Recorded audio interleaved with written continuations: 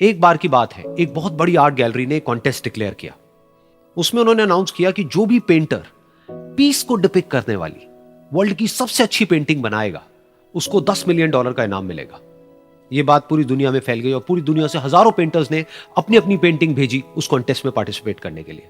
उन हजारों पेंटिंग्स में से जो इस कॉन्टेस्ट के जजेस थे उन्होंने फाइनली 100 पेंटिंग्स को शॉर्टलिस्ट किया और उन 100 पेंटिंग्स की एक एग्जीबिशन लगाई।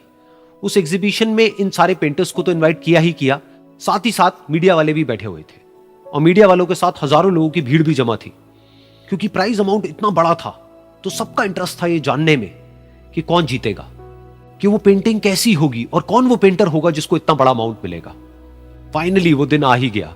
वहां पर सारी ही पेंटिंग्स देखने लायक थी और एक से बढ़कर एक थी। उसमें से कुछ पेंटिंग्स थी जहां पर सबसे ज्यादा भीड़ थी। जैसे एक पेंटिंग थी जहां पर एक बिल्कुल साफ पानी की नदी बह रही थी, जिसके पीछे कुछ पहाड़ थे, उसके ऊपर बर्फ जमी हुई थी और पीछे से सनराइज हो रहा था। एक और पेंटिंग थी जहां पर पेंटर ने पीस को डिपिक्ट किया था फुल मून नाइट के थ्रू, यानी कि एक बिल्कुल पीसफुल लेक थी जिसका पानी बिल्कुल स्टिल था, इतना स्टिल कि उसके अंदर आप रिफ्लेक्शन देख सकते थे आसपास में जो भी कुछ था उसका, बिल्कुल एक मिरर की तरह। और बिल्कुल डार्क आसमान में कुछ तारे चमक रहे थे और एक चांद चमक रहा था। उसके अलावा एक पेंटिंग थी जिसमें बिल्कुल सफेद बादल थे, नीला आसमान था और बिल्कुल हरी हरी घास थी। यानी कि सारी ही पेंटिंग्स ऐसी जिसको देख करके ही मन शांत हो जाए। तो कॉन्टेस्ट बहुत ही टफ था क्योंकि सारी पेंटिंग्स एक से बढ़कर एक थी। तो जजेस के लिए शॉर्टलिस्ट करना कि कौन सी पेंटिंग बेस्ट है, that was very very difficult. लेकिन वो मोमेंट आ ही गया जब जजेस ने अपना माइंड मेकअप कर लिया और एक पेंटिंग को इन सारी पेंटिंग्स में से सिलेक्ट कर लिया और उस पेंटिंग को एक बड़े से कर्टेन के पीछे रख दिया। सामने वो सारे पेंटर्स बैठे हुए थे, मीडिया वाले थे और हजारों लोगों की भीड़ थी। सबकी क्यूरियोसिटी बढ़ती चली जा रही थी क्योंकि अमाउंट बहुत बड़ा था। लेकिन जैसे ही वो पर्दा हटा और सामने से सबने उस पेंटिंग को देखा तो सब हैरान रह गए। सब एक दूसरे की शक्ल देखने लगे। किसी को कुछ समझ नहीं आ रहा था कि एक्चुअल में हो क्या रहा है, क्योंकि वो पेंटिंग जो वहां पर दिख रही थी वो दूर दूर तक शांति को डिपिक्ट नहीं कर रही थी। तो सबको लगा कि शायद उस आर्ट गैलरी से कोई गलती हुई है या जजेस से कोई गलती हुई है और किसी गलत पेंटिंग को वहां पे रख दिया है। तो कुछ पेंटर्स एक साथ गए, जाकर के उस आर्ट गैलरी के ओनर से मिले और जाकर के उससे पूछा कि क्या ये कोई गलती है, गलती से कहीं कोई गलत पेंटिंग तो आपने वहां पे नहीं रख दी है। तो आर्ट गैलरी वाला थोड़ा सा मुस्कुराया और बोला, नहीं ये पेंटिंग बिल्कुल ठीक है, जजेस ने इसी पेंटिंग को सिलेक्ट किया है और यही पेंटिंग आज की विनर है। सारे पेंटर्स ये जवाब सुन करके गुस्से से भर गए और सबने मिल करके रिवोल्ट कर दिया। और ये देख करके सारे मीडिया वाले अपनी अपनी जगह से खड़े हुए और भागते हुए गए उस आर्ट गैलरी के ओनर के पास में और अपने अपने माइक्स उनके मुंह के आगे कर दिए। तो अगेन वो आर्ट गैलरी का जो ओनर था वो हल्का सा मुस्कुराया और उसने कहा कि मुझे कुछ बोलने से पहले एक बार इस पेंटिंग को आप लोग ध्यान से देखिए, थोड़ा पास से देखिए, शायद आपको कुछ ऐसा नजर आए जो दूर से नजर नहीं आ रहा है। क्योंकि आप सबने एक चीज तो देख ली कि इस पेंटिंग में आंधी है, तूफान है, चारों तरफ सब कुछ तहस नहस हो रहा है, आसमान में बिजली कड़क रही है, काले बादल हैं, ये सब तो आपने देख लिया। लेकिन एक चीज नहीं देखी कि इस पेंटिंग में एक घर भी है। उस घर में एक छोटी सी खिड़की है जहां पर एक आदमी खड़ा हुआ है। ध्यान से जाकर के देखिए, वो जो आदमी खड़ा हुआ है और बाहर देख रहा है उस घर से, उसके चेहरे पर कोई डर नहीं है बल्कि एक हल्की सी मुस्कान है, एक ठहराव है, एक सुकून है। और यही है शांति का असली मतलब।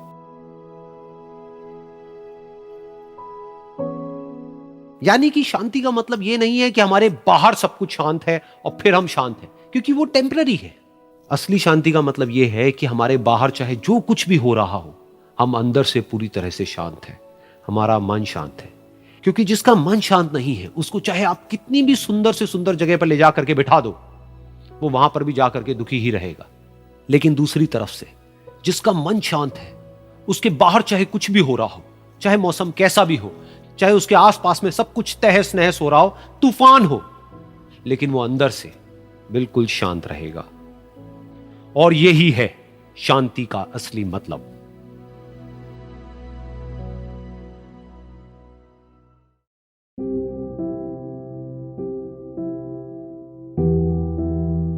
एक बार की बात है, एक छोटे से गांव में एक आदमी रहता था। उसके घर के पास में एक पहाड़ था जहां पर वो रोज सुबह जाता, उस पहाड़ पर थोड़ी देर के लिए वो बैठता, फिर वापस आ जाता। तो रोज की तरह वो सुबह सुबह जा रहा था। पीछे से उसका छोटा सा बेटा आया, उसने आकर के उसका हाथ पकड़ लिया और कहा कि आज मैं भी आपके साथ चलूंगा। उसने पहले तो उसको थोड़ा सा समझाया और मना किया, कहा कि जो रास्ता है वो बहुत ही छोटा है और चढ़ाई बहुत ज्यादा है, तो तुम मेरे साथ नहीं चल पाओगे। लेकिन फिर जब उस बेटे ने जिद करी तो पिता मान गया। तो दोनों पहाड़ पर चढ़ने लगे। पिता ने बेटे का हाथ कस के पकड़ा हुआ था। लेफ्ट साइड में पहाड़ थे, राइट साइड में खाई थी और रास्ता बहुत ही छोटा था। और वो पहाड़ की चोटी तक पहुंचने ही वाले थे, तभी रास्ते में एक बड़ा सा पत्थर आया। क्योंकि पिता उस रास्ते पर रोज आता था तो उसको पता था कि वहां पे पत्थर है, तो वो साइड से निकल गया। लेकिन जो बेटा था उसका ध्यान कहीं और था, तो उसका घुटना जा करके उस बड़े से पत्थर पर टकरा गया। तो फिर उस बच्चे के मुंह से एक चीख निकली, और जैसे ही वो चीखा उसकी आवाज उन पहाड़ों में गूंजने लगी। इससे पहले उस बच्चे ने कभी भी अपनी आवाज की गूंज नहीं सुनी थी, तो उसे समझ नहीं आया कि क्या हो रहा है। वो अंदर से थोड़ा सा घबरा गया। उसे लगा कि शायद कहीं कोई है जो छुप करके उसको देख रहा है और उसका मजाक उड़ा रहा है। फिर उस बच्चे ने बोला, कौन हो तुम? कौन हो तुम? तो जब उस बच्चे ने इस गूंज को सुना, उसे गुस्सा आ गया। उसे लगा कि कौन है ये जो मेरा मजाक उड़ाए चले जा रहा है। फिर उसने गुस्से से कहा, मैं तुम्हें छोड़ूंगा नहीं। और फिर जैसे ही उसने इस गूंज को सुना, वो घबरा गया। उसके पिता समझ गए थे कि क्या हो रहा है। उसने अपने पिता का हाथ कस के पकड़ लिया और उनसे पूछा, कौन है ये जो मुझे इतना तंग कर रहा है? कौन है ये जो मुझे इतना डरा रहा है? तो उसके पिता थोड़ा सा मुस्कुराए और उन्होंने खाई की तरफ देखा और जोर से बोला, मैं तुमसे बहुत प्यार करता हूं। ये सुनकर वो बच्चा हैरान हो गया। उसे समझ नहीं आया कि हो क्या रहा है, कि वही इंसान जो उसका मजाक उड़ा रहा है और उसको तंग कर रहा है, वो उसके पिता को बोल रहा है कि मैं तुमसे बहुत प्यार करता हूं। तो उसके पिता ने अपने बेटे को देखा और वो समझ गए कि उसके मन में क्या चल रहा है। और फिर दोबारा उन्होंने बोला, तुम बहुत अच्छे हो। और ये सुनकर उनका बेटा भी थोड़ा सा मुस्कुराया और पूछा अपने पिता से कि ये क्या हो रहा है। और फिर उसके पिता ने अपने बेटे को समझाया, ये जो आवाज तुम सुन रहे हो ना, ये किसी और की नहीं है, ये तुम्हारी ही आवाज है जो कि पहाड़ों में गूंज रही है और तुम्हें अपनी ही आवाज सुनाई दे रही है। जैसा तुम बोलते हो ठीक वैसा ही तुम्हें सुनाई देता है। अगर तुम गुस्से से कुछ कहोगे तो पलट करके जो आवाज आएगी उसमें भी गुस्सा होगा, लेकिन अगर तुम कुछ अच्छा कहोगे तो वो आवाज भी अच्छी होगी। बिल्कुल इसी तरह से हमारी जिंदगी में भी होता है। जैसा तुम अपने मन में इस जिंदगी के बारे में सोचते हो, ये जिंदगी तुम्हारे लिए बिल्कुल वैसी ही हो जाती है। अगर तुम मन ही मन अपने आप को ये बोलते रहोगे कि मेरी जिंदगी तो बहुत ही बुरी है, तो तुम्हारी जिंदगी सच में बुरी हो जाएगी। और अगर तुम अपनी जिंदगी से प्यार करोगे तो तुम्हारी जिंदगी भी तुमसे प्यार करेगी। ये बात उस बच्चे के दिमाग में घर कर गई और फिर वो दोनों उस पहाड़ की चोटी पर गए। लेकिन बच्चे के दिमाग में यही बात घूम रही थी। और फिर वो बच्चा खिलखिला के हंसा और उसने अपने दोनों हाथ खोले और अपनी पूरी ताकत से बोला, मैं तुमसे बहुत प्यार करता हूं।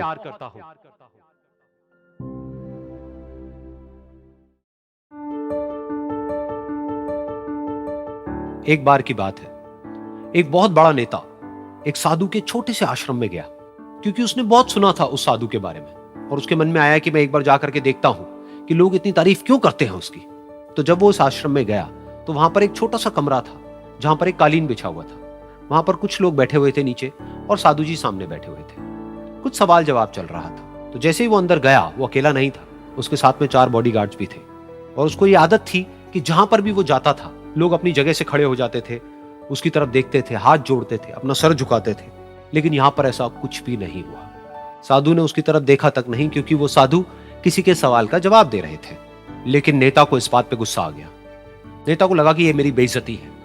तो उस नेता ने साधु की बात को बीच में ही काटते हुए थोड़ा गुस्से से कहा, मैं आपसे कुछ कहना चाहता हूं। साधु ने उसकी तरफ देखा और बोले, आप थोड़ी देर रुकिए, पहले मैं इनके सवाल का जवाब दे लूं, उसके बाद में मैं आपसे बात करूंगा। तब तक अगर आप चाहें तो आप बैठ सकते हैं। बस साधु का इतना कहने की देर थी। नेता का चेहरा गुस्से से लाल हो गया और फिर उसने अपना सारा गुस्सा उस साधु के ऊपर निकाल दिया। अभी तक वो नेता बहुत ही तमीज से बात कर रहा था, यानी कि आप कह करके बात कर रहा था। अब वो तू तड़ाक पे उतर आया। नेता ने उस साधु को कहा, तुझे पता भी है मैं कौन हूं और तू किससे बात कर रहा है? साधु ने उसकी तरफ देखा और कहा, मुझे इससे कोई फर्क नहीं पड़ता कि आप कौन हैं, लेकिन आप जो कोई भी हैं, अगर आप चाहते हैं कि मैं आपके सवाल का जवाब दूं या आपसे बात करूं तो आपको कुछ देर रुकना होगा। और साधु के ये कहते ही नेता गुस्से से पागल हो गया और वहीं सबके सामने चीखने चिल्लाने लग गया, अब मैं तुझे तेरी असली औकात दिखाऊंगा। तूने मुझसे पंगा लेकर के ठीक नहीं किया है। तुझे पता भी है मैं तेरे बारे में क्या सोचता हूं। साधु ने फिर से उसकी तरफ देखा और बड़े ही प्रेम से कहा कि मुझे इससे कोई फर्क नहीं पड़ता है कि आप मेरे बारे में क्या सोचते हैं। आप जो चाहे वो मेरे बारे में सोच सकते हैं। फिर उस नेता ने बोला कि तू चाहे सुनना चाहता है या नहीं, लेकिन मैं तुझे बताऊंगा यही सबके सामने कि मैं तेरे बारे में क्या सोचता हूं। तू एक बहुत ही घटिया इंसान है। तू कोई साधु नहीं है, तू एक ढोंगी है, पाखंडी है, और यहां पर जितने भी लोग बैठे हैं उन सबको बेवकूफ बना रहा है। तेरा बस एक ही मकसद है कि इन लोगों की जेब में जितना भी पैसा है वो सब तेरे पास में आ जाए। तू अपने फायदे के लिए इन लोगों का इस्तेमाल कर रहा है, और अब मैं तुझे नहीं छोड़ने वाला, तेरा पर्दाफाश करके रहूंगा पूरी दुनिया के सामने। लेकिन उसके इतना बोलने के बाद भी उस साधु के चेहरे पर हल्की सी मुस्कान बनी ही रही। ये देखकर वो और तिल मिला गया और उसने कहा, अब बहुत हुआ, अब मैं यहां एक मिनट भी नहीं रुकने वाला, लेकिन अभी भी तेरे पास में मौका है। अगर मुझसे माफी मांगनी है या मुझसे कुछ कहना है तो कह सकता है। इतना सब होने के बाद भी साधु बिल्कुल शांत था और उनके चेहरे पर एक मुस्कान थी। उन्होंने अपनी आंखें बंद कर ली। फिर साधु ने अपनी आंखें खोली, हाथ जोड़े और कहा कि मुझे आपसे कोई गिला शिकवा नहीं है, मेरे मन में आपके लिए कोई भी गलत ख्याल नहीं है। जो भी आपने मेरे बारे में कहा वो आपकी अपनी सोच थी, तो मुझे आप में कोई भी बुराई नजर नहीं आती है। मुझे आप एक बहुत ही भले इंसान लगते हैं। और साधु के इतना कहते ही नेताजी का दिमाग 7वें आसमान पर पहुंच गया। उनके चेहरे पर एक अजीब सी खुशी थी, क्योंकि उस साधु ने वो ही कहा जो बाकी सब लोग उस नेता को कहते हैं। और वो खुशी खुशी उस आश्रम से अपने घर की तरफ चला गया और जा करके अपने पिताजी के साथ में बैठ गया। उसके पिताजी की आंखें बंद थी और वो ध्यान में थे। पूरी जिंदगी उन्होंने सिर्फ लोगों की सेवा करी और बदले में कुछ भी एक्सपेक्ट नहीं किया। तो थोड़ी देर बाद जब उन्होंने अपनी आंखें खोली और देखा अपने बेटे को अपने साथ बैठे हुए, तो उनके बेटे के चेहरे पर आज एक अजीब सी खुशी थी जो आज से पहले उन्होंने कभी नहीं देखी थी। फिर उसने एक एक करके सब कुछ बताया कि आज क्या हुआ, किस तरह से वो आश्रम गया, वहां पर क्या हुआ, उसने क्या कहा, उन्होंने क्या कहा। तो जब इसके पिताजी ने पूरी बात सुनी तो थोड़ा सा मुस्कुराए और अपने बेटे को देख करके बोले कि उन्होंने तुम्हारी तारीफ नहीं करी है, क्योंकि उन्होंने वो नहीं कहा कि जो तुम हो, उन्होंने वो कहा कि जो वो खुद है। और तुमने जो भी कुछ उनको कहा वो नहीं कहा कि जो वो है, बल्कि तुमने वो कहा जो तुम खुद हो। यही बात वेदों में भी कही गई है, यथा दृष्टि तथा सृष्टि। ये दुनिया तुम्हें वैसी नहीं दिखती है जैसी कि ये दुनिया है। ये दुनिया तुम्हें वैसी दिखती है जैसे तुम खुद हो। जिसकी नजर जैसी है उसके लिए ये दुनिया वैसी ही है। तो अगर तुम अपनी दुनिया को बदलना चाहते हो तो उसका सिर्फ एक तरीका है, अपनी नजर को बदलो।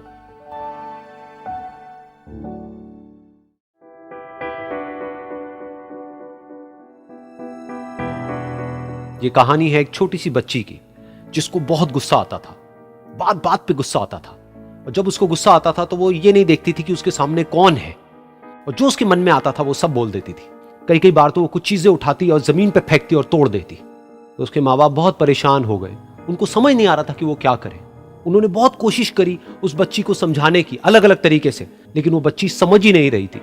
फिर एक दिन उसकी माँ ने उसकी ट्यूशन टीचर से बात करी, क्योंकि ट्यूशन टीचर ही एक ऐसी थी जिसकी कि वो बात सुनती थी। तो उसकी टीचर ने उसकी माँ की सारी बातों को सुना और उनको बोला कि आप चिंता मत करो, आने वाले कुछ दिनों के अंदर अंदर ही इस बच्ची का गुस्सा पूरी तरीके से खत्म हो जाएगा।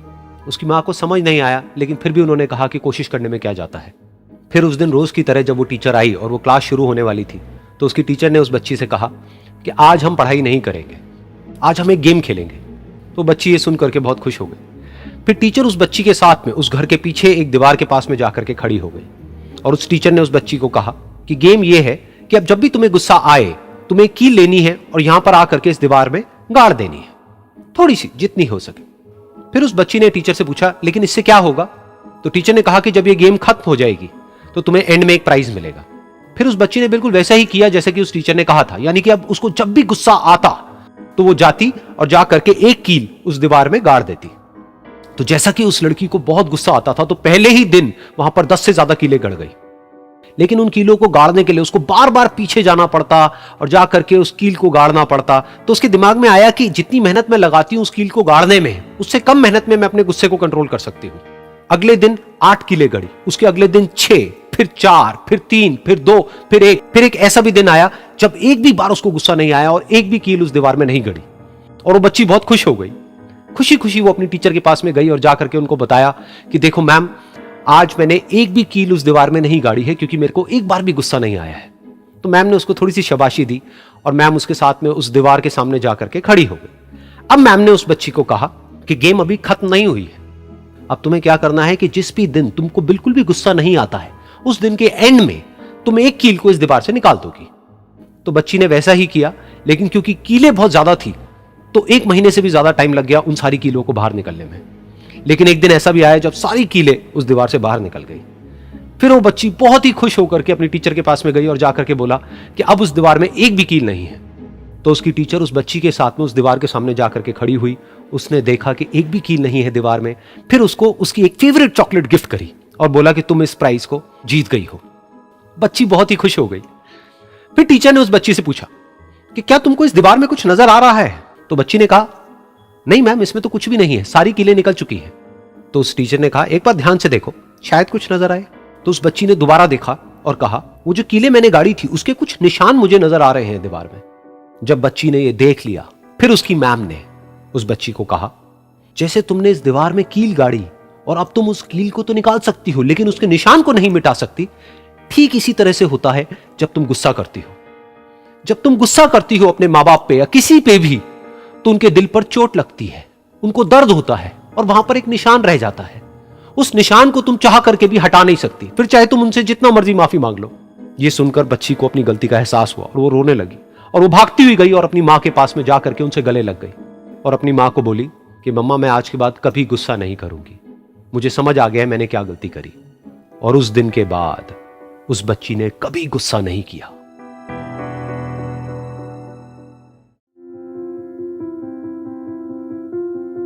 एक बार एक लड़की ने एक एंट्रेंस एग्जामिनेशन को क्रैक करने की बहुत कोशिश करी, बहुत मेहनत करी, लेकिन उसके बाद भी वो उसको क्रैक नहीं कर पाई, जिसकी वजह से वो अंदर से पूरी तरह से टूट गई, बहुत परेशान रहने लग गई, दुखी रहने लग गई।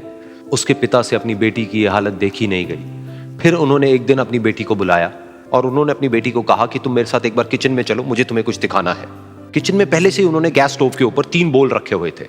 फिर उन्होंने उन तीनों बोल्स के अंदर पानी भरा, एक के अंदर कुछ आलू डाले, एक के अंदर कुछ अंडे और एक के अंदर कॉफी बीन्स, और उसको उबलने के लिए छोड़ दिया। उसके बाद में 5 मिनट हो गए, 10 मिनट हो गए, 20 मिनट हो गए और वो वहां पर खड़े रहे अपनी बेटी के साथ में और उसको देखते रहे।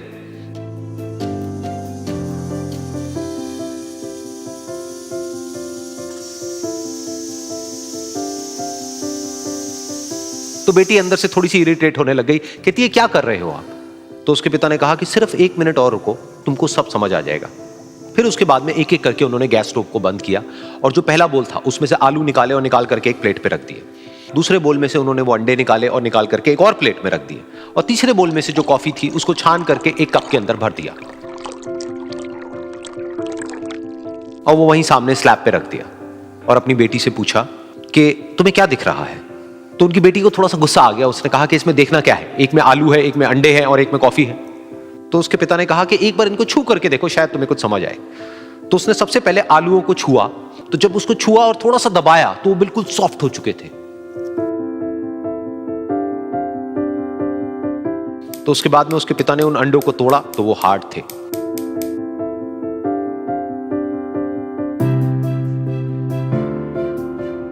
और फिर उसके पिता ने वो कॉफी वाला कप उठाया और अपनी बेटी को कहा कि एक बार इसको सूंघ करके देखो। तो जब उनकी बेटी ने उस कॉफी को सूंघा तो उसके चेहरे पर एक स्माइल आ गई।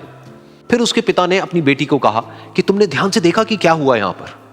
ये तीनों ही बिल्कुल एक ही सिचुएशन में गए, लेकिन तीनों ने अलग अलग तरीके से रिस्पॉन्ड किया।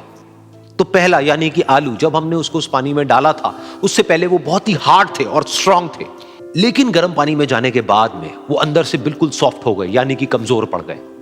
दूसरे थे अंडे, जो गर्म पानी में जाने से पहले अंदर से बिल्कुल ही कमजोर थे, लेकिन गर्म पानी में जाने के बाद वो अंदर से स्ट्रांग हो गए। तीसरी थी कॉफी, जिसने कुछ ऐसा किया जो इन दोनों से बिल्कुल अलग था, यानी कि उसने उस गर्म पानी में जाने के बाद में खुद को नहीं बदला बल्कि उस पानी को ही बदल दिया। बिल्कुल इसी तरह से हमारी जिंदगी में भी होता है। तुम्हारे ऊपर है कि तुमको इन तीनों में से क्या बनना है। एक, आलू के जैसा, यानी कि जब तुम्हारी जिंदगी में कोई मुश्किल आए तो तुम अंदर से पूरी तरह से टूट जाओ, यानी कि कमजोर पड़ जाओ। दूसरा, अंडे के जैसा, यानी कि जैसे ही तुम्हारी जिंदगी में कुछ मुश्किलें आए, वो मुश्किलें तुमको अंदर से तोड़े नहीं बल्कि तुम अंदर से और स्ट्रांग हो जाओ। या फिर तीसरा, यानी कि कॉफी के जैसा, मतलब कि जब तुम्हारी जिंदगी में कुछ मुश्किलें आए तो तुम ना सिर्फ उन मुश्किलों का डट करके सामना करो बल्कि अपनी जिंदगी को ही बदल दो।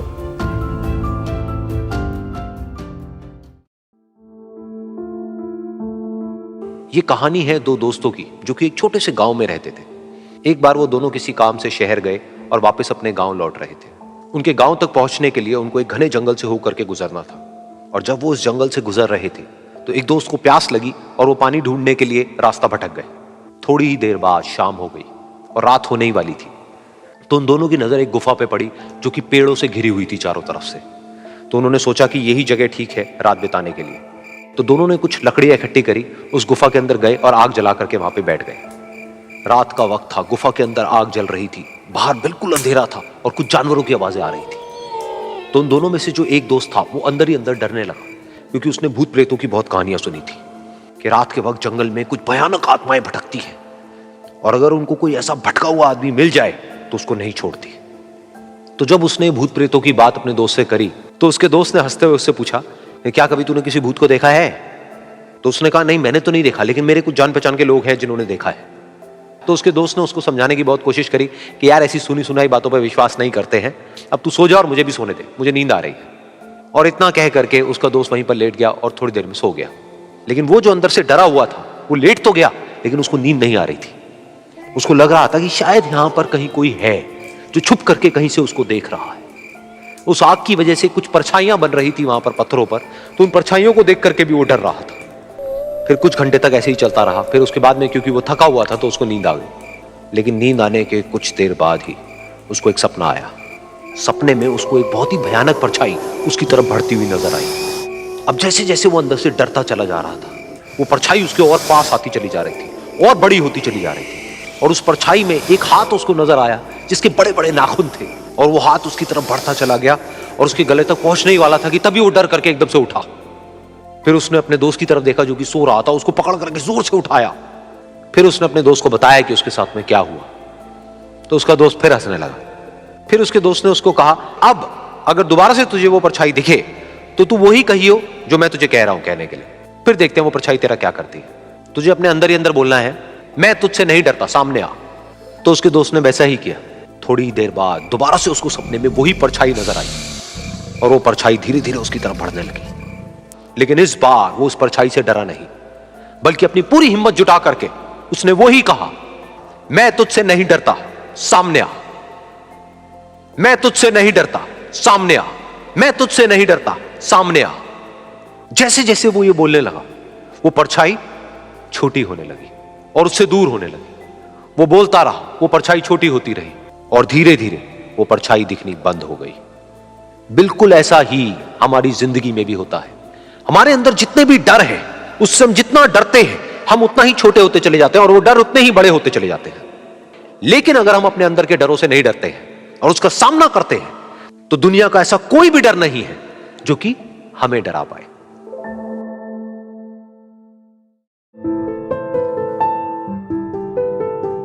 एक बार की बात है, कुछ साइंटिस्ट ने मिलकर के एक बहुत ही इंटरेस्टिंग एक्सपेरिमेंट किया। उन्होंने क्या किया कि एक बहुत बड़ा सा पिंजरा लिया, उसके अंदर 5 बंदरों को रख दिया और वहां पर एक सीढ़ी लगा दी। उस सीढ़ी के टॉप पर कुछ केले रख दी। फिर उन साइंटिस्ट ने क्या किया कि जैसे ही कोई भी बंदर उस सीढ़ी पर चढ़ता केलों तक पहुंचने के लिए, तो ऊपर से ठंडे पानी की बारिश करने लग जाते। तो जैसे ही वो ठंडा पानी गिरता उस बंदर के ऊपर जो कि सीढ़ी पर चढ़ रहा था, वो फटाफट से नीचे आता तो पानी बंद हो जाता। फिर दोबारा से कोई और बंदर उस सीढ़ी पर चढ़ता उन केलों तक पहुंचने के लिए, दोबारा से यही होता। दोबारा से ऊपर से ठंडे पानी की बारिश होती, वो बंदर जैसे ही नीचे आता दोबारा से बारिश बंद हो जाती। तो बंदरों ने इसका मतलब यह निकाला कि जैसे ही कोई भी सीढ़ी पर चढ़ता है तो ऊपर से ठंडा पानी गिरता है। फिर उसके बाद में जैसे ही कोई भी बंदर उस सीढ़ी पर चढ़ने की कोशिश भी करता तो बाकी के बंदर सब इकट्ठे होकर के उसको पकड़ते, उसको मारते, उसको पीटते और उसको नीचे गिरा देते। फिर दोबारा कोई कोशिश करता, दोबारा उसके साथ भी ऐसा ही होता। फिर उन साइंटिस्ट ने क्या किया कि उन 5 बंदरों में से एक बंदर को उस पिंजरे में से निकाला और उसकी जगह एक नए बंदर को उस पिंजरे के अंदर डाल दिया। अब उस बंदर को नहीं पता था कि यहां पर क्या खेल चल रहा है। उसको जैसे ही सीढ़ी के ऊपर वो केले नजर आए, वो फटाफट से उस सीढ़ी के ऊपर चढ़ने लगा।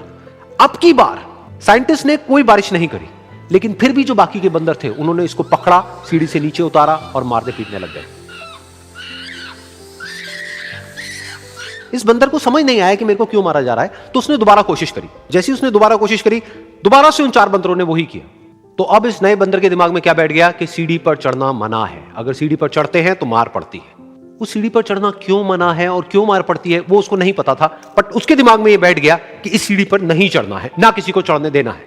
फिर दोबारा से उन साइंटिस्ट ने क्या किया कि जो पुराने 4 बंदर थे उसमें से एक बंदर को निकाला और एक नए बंदर को उसी जगह पर डाल दिया। अब इस नए बंदर ने भी वही किया जो इससे पहले वाले ने किया था, यानी कि वो भागता हुआ गया, उस सीढ़ी के ऊपर चढ़ने की कोशिश करी, उन केलों तक पहुंचने की कोशिश करी, बाकी 4 इकट्ठे हो गए और उन्होंने उसको मारा पीटा, सीढ़ी से नीचे गिरा दिया। उसको कुछ समझ नहीं आया, उसने दोबारा कोशिश करी, दोबारा उसके साथ यही हुआ। और अब इस बंदर के दिमाग में भी यही बैठ गया कि सीढ़ी पर चढ़ना मना है और सीढ़ी पर चढ़ने से मार पड़ती है। फिर साइंटिस्ट ने एक एक करके जो पुराने 3 बंदर बचे हुए थे उसमें से भी एक एक करके उन बंदरों को निकाला और उनकी जगह पर 3 नए बंदर आ गए। अब ये 5 बंदर नए थे और किसी को भी ये नहीं पता था कि उस सीढ़ी पर चढ़ना मना क्यों है, लेकिन उन सबके दिमाग में बैठा हुआ था कि सीढ़ी पर चढ़ने से मार पड़ती है। तो कोई भी कोशिश नहीं कर रहा था, जबकि अब कोई ठंडे पानी की बारिश भी नहीं हो रही थी। वो चाहते तो आराम से उस सीढ़ी पर चढ़ते, केले तोड़ते और आपस में बांट करके खा लेते। बिल्कुल ऐसा ही हम लोगों के साथ भी होता है, यानी कि इंसानों के साथ भी होता है। हजारों साल पहले कोई प्रथा बनी होती है, कोई रीति रिवाज होता है जिसके पीछे कोई ना कोई वजह होती है, लेकिन वो वजह खत्म होने के बाद भी वो प्रथा चलती रहती है, वो रीति रिवाज चलते ही रहते हैं। किसी में इतनी हिम्मत नहीं होती है ये पूछने की कि हम क्या कर रहे हैं, क्यों कर रहे हैं। बस सबको ये पता होता है कि ऐसा ही होता है। तो वो एक्सपेरिमेंट जिसके बारे में अभी मैंने आप लोगों को बताया, यानी कि वो बंदरों का एक्सपेरिमेंट, उसमें तो बेचारे बंदर हैं, जानवर हैं, उनको नहीं पता है कि क्वेश्चन कैसे पूछते हैं। लेकिन अगर हम इंसान होने के बावजूद भी क्वेश्चन ना करें तो हमारे में और जानवरों में क्या फर्क है, सोचिए।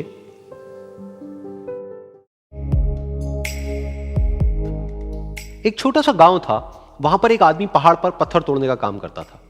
उसको अपनी जिंदगी से कोई गिला शिकवा नहीं था। पूरा दिन वो काम करता, मेहनत करता, दिन के एंड में जो थोड़ा बहुत पैसा मिलता वो जा करके अपने परिवार के साथ में थोड़ा सा टाइम स्पेंड करता और चैन से सो जाता। तो एक दिन रोज की तरह वो अपना काम खत्म करके अपने घर की तरफ जा रहा था, तो रास्ते में चलते चलते उसके मन में ख्याल आया कि ये भी कोई जिंदगी है कि सुबह से शाम तक मैं पत्थर तोड़ने का काम करता हूं और एंड में मेरे को थोड़े से पैसे मिलते हैं, जिसमें मुश्किल से मेरा और मेरे परिवार का गुजारा हो पाता है। काश कुछ ऐसा हो जाए कि कहीं से मुझे कोई ऐसी शक्ति मिल जाए कि जो भी मैं चाहता हूं वो सच हो जाए। वो अपने घर पर गया, उसने खाना खाया, लेकिन उसका ध्यान खाने की तरफ नहीं था, उसके दिमाग में यही ख्याल चल रहा था। उसके बाद में वो यही सोचते सोचते सो गया। फिर नींद आने के कुछ देर बाद उसको एक सपना आया। सपने में उसने देखा कि रोज की तरह वो अपना काम खत्म करके अपने घर लौट रहा था। रास्ते में उसने एक बहुत ही बड़ा घर देखा और उसके मन में आया कि काश ये घर मेरा होता और मैं इसका मालिक होता। और उसके ये सोचते ही वो उस घर का मालिक बन गया। उसको यकीन ही नहीं हो रहा था कि जो उसने सोचा वो बन चुका है। लेकिन उसकी खुशी ज्यादा देर नहीं टिक पाई, क्योंकि उसको एकदम से एक शोर सुनाई दिया। उसने अपने घर के बाहर देखा कि एक बहुत बड़ी रैली निकल रही है, जिसमें बीचों बीच एक पॉलिटिशियन है जो ऐसे ऐसे हाथ हिला रहा है, और वहां पर जितने भी लोग खड़े थे सब उसके नाम के नारे लगा रहे थे, उसके आगे हाथ जोड़ करके खड़े थे, सब उसको देखने के लिए तड़प रहे थे। तब उसको यह एहसास हुआ कि मैं कितना छोटा हूं उसके आगे। और फिर उसके अंदर से एक ख्याल उठा कि काश मैं ये पॉलिटिशियन होता और मेरे पास भी इतनी ही पावर होती जितनी कि इसके पास में है। बस उसका इतना सा सोचने की देर थी, वो पॉलिटिशियन बन गया। उसकी खुशी का ठिकाना नहीं था, क्योंकि उसके आसपास में हजारों लोगों की भीड़ थी और सब उसको देखने के लिए तरस रहे थे, तड़प रहे थे। लेकिन उसकी ये खुशी भी ज्यादा देर नहीं टिक पाई। धूप बहुत ही तेज थी और उस पॉलिटिशियन को आदत नहीं थी इतनी गर्मी में रहने की, तो उस धूप की वजह से उसको चक्कर आ गए और वो बेहोश होकर के गिर गया। फिर उसको एहसास हुआ कि ये पॉलिटिशियन सबसे ताकतवर नहीं है, ये जो सूरज है ये सबसे ताकतवर है। और उसके मन में आया कि काश मैं ये सूरज बन जाऊं तो मेरे आगे कोई नहीं टिक पाएगा। और उसका इतना सा सोचने की देर थी और वो सूरज बन गया और वो खुशी से पागल हो गया, क्योंकि पूरी दुनिया को वो ही रोशन कर रहा था और पूरी दुनिया में ऐसा कोई नहीं था जो कि उसकी रोशनी को रोक सके। लेकिन उसकी ये खुशी भी ज्यादा देर टिक नहीं पाई, क्योंकि कुछ ही देर बाद आसमान में कुछ काले बादल आए जिन्होंने कि उस सूरज की रोशनी को रोक दिया। फिर उसको यह एहसास हुआ कि इस दुनिया में ऐसा भी कोई है जिसमें दम है उसकी रोशनी को रोकने का। और उसके मन में एक ख्याल उठा कि काश मैं वो बादल बन जाऊं। और वो बादल बन गया और आसमान में उड़ने लगा। उसको ऐसा लगा कि मैं आसमान में उड़ रहा हूं और अब मैं जहां चाहे वहां जा सकता हूं। लेकिन कुछ देर बाद वहां पर एक बहुत तेज हवा का झोंका आया जो कि उन बादलों को उड़ा करके ले गया। अब फिर उसे ये समझ आया कि ये जो बादल हैं वो सूरज की रोशनी को तो रोक सकते हैं, लेकिन हवा को नहीं रोक सकते। ये हवा उनको बहा करके ले जाती है। फिर उसके मन में आया कि काश मैं ये हवा बन जाऊं, और वो हवा बन गया। हवा बनने के बाद में उसको अपने अंदर एक अलग ही ऊर्जा का अनुभव हुआ। वो चाहे तो आराम से बहता और चाहे तो आंधी बन करके, तूफान बन करके, जिसको भी चाहे उड़ा करके ले जाता। उसको ये विश्वास होने ही लगा था कि इस दुनिया में सबसे ज्यादा शक्तिशाली मैं हूं। लेकिन तभी उसके सामने आया एक पहाड़। उसने अपनी पूरी ताकत लगा दी, लेकिन उस पहाड़ को वो इतना सा भी नहीं हिला पाया। तब उसको यह एहसास हुआ कि इस दुनिया में कोई है जो हवा से भी ज्यादा शक्तिशाली है, जिसमें दम है उस हवा को रोकने का। फिर उसके मन में आया कि काश मैं ये पहाड़ होता, और वो पहाड़ बन गया। लेकिन हर बार की तरह इस बार भी उसकी खुशी ज्यादा देर तक नहीं टिक पाई। उसको एक जानी पहचानी सी आवाज सुनाई दी और साथ ही साथ उसको दर्द होने लगा, जैसे कि कोई है जो उसको तोड़ रहा है, उसको मार रहा है। तो दर्द से वो चीखने लगा और उसके मन में आया कि काश मैं वो बन जाऊं, क्योंकि इस पहाड़ को तोड़ने का दम रखता है। लेकिन इस बार उसकी ये ख्वाहिश पूरी नहीं हुई। वो रोने लगा, चीखने लगा, चिल्लाने लगा, उसने अपनी पूरी जान लगा दी, लेकिन इस बार वो नहीं बन पाया। उसका दर्द बढ़ता ही चला जा रहा था और दर्द की वजह से एकदम से उसकी नींद खुली और सामने शीशा था। उसने शीशे में देखा और उसको समझ आया कि सपने में मैं वो क्यों नहीं बन पा रहा था जो मैं बनना चाहता था, क्योंकि असलियत में मैं वो ही हूं।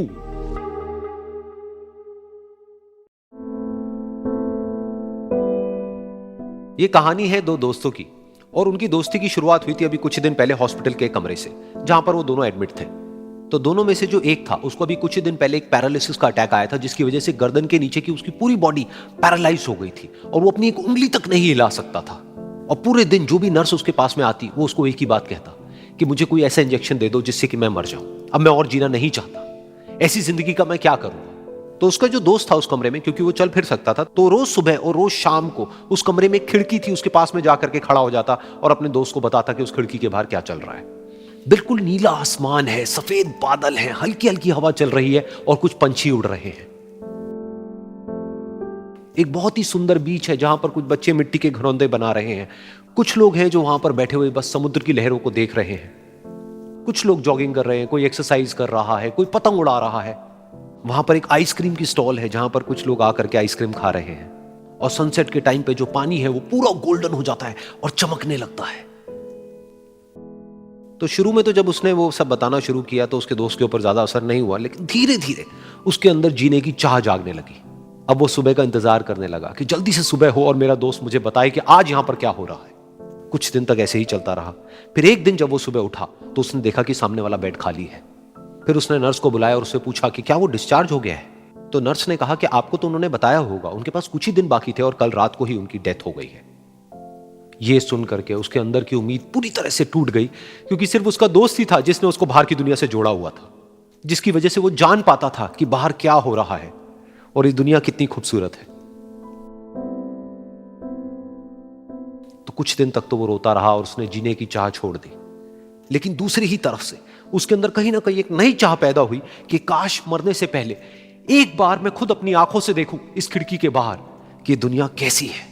जैसे जैसे उसकी ये चाह बढ़ने लगी, उसको अपने अंदर एक अजीब सी एनर्जी महसूस होने लगी। और फिर एक दिन उसने अपनी पूरी ताकत लगा दी और किसी तरीके से वो बेड से नीचे गिरा और पकड़ पकड़ करके किसी तरह से उस खिड़की तक पहुंचा। फिर उस खिड़की को पकड़ करके वो खड़ा हुआ और खिड़की के बाहर देख लिया। लेकिन खिड़की के बाहर देखते ही वो गुस्से से भर गया। उसने जोर से नर्स को आवाज लगाई और जैसे ही नर्स आई उसने नर्स से पूछा, ये तुमने क्या किया, ये खिड़की के बाहर काली दीवार क्यों खड़ी कर दी।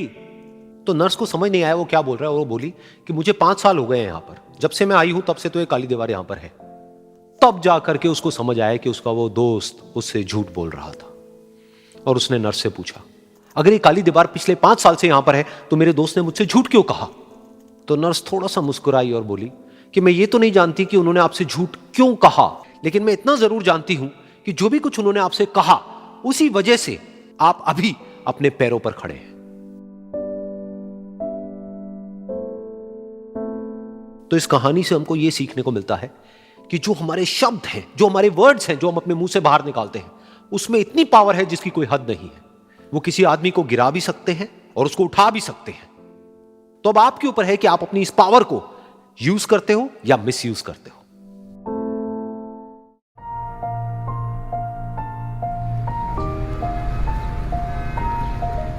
एक बार एक छोटी सी बच्ची हाथ में मिट्टी की गुल्लक लेकर के भागती हुई एक दवाइयों की दुकान पर गई।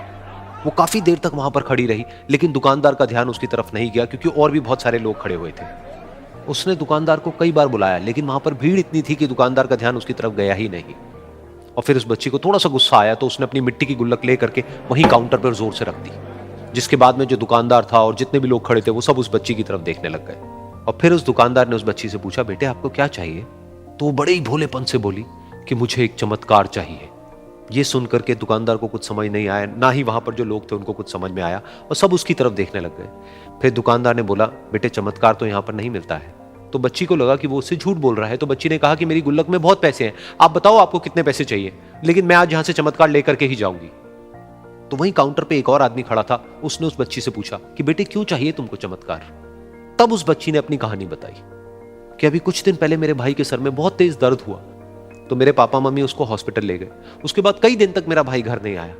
तो मैंने कई बार अपने पापा से पूछा, लेकिन उन्होंने मुझे कुछ नहीं बताया। उन्होंने बार बार यही कहा कि वो आ जाएगा, वो कल आ जाएगा, वो कल आ जाएगा, लेकिन वो आ ही नहीं रहा था। तो मैंने देखा कि मम्मी रो रही है। अब पापा मम्मी को कह रहे थे कि उसकी दवाइयों के लिए और उसके इलाज के लिए जितने पैसे चाहिए उतने मेरे पास में नहीं है। अब उसको कोई चमत्कार ही बचा सकता है। तब मुझे लगा कि अगर मेरे पापा के पास में इतने पैसे नहीं भी हैं तो क्या हुआ, मेरे पास में तो है। तो मैंने जितने भी पैसे जोड़ रखे हैं वो सारे लेकर के मैं इस दवाई की दुकान पर आई। फिर उस आदमी ने उस बच्ची से पूछा, कितने पैसे हैं तुम्हारे पास में?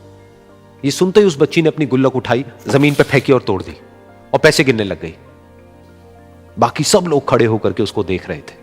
थोड़ी देर बाद उसने सारे पैसे अपने हाथ में इकट्ठे किए और बोली, मेरे पास में पूरे 19 रुपए हैं।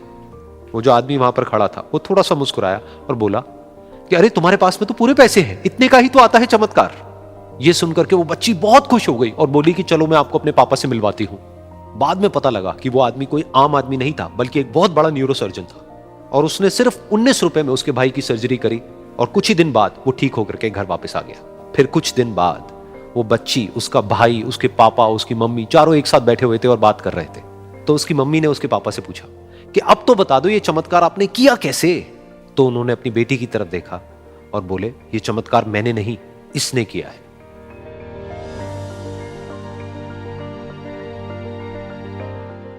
तो यहां पर एक बहुत बड़ी बात है जो हम उस छोटी सी बच्ची से सीख सकते हैं कि जिंदगी में कभी कभी ऐसा होता है कि हमको कोई रास्ता नजर नहीं आ रहा होता है और हम लोग हिम्मत हार जाते हैं।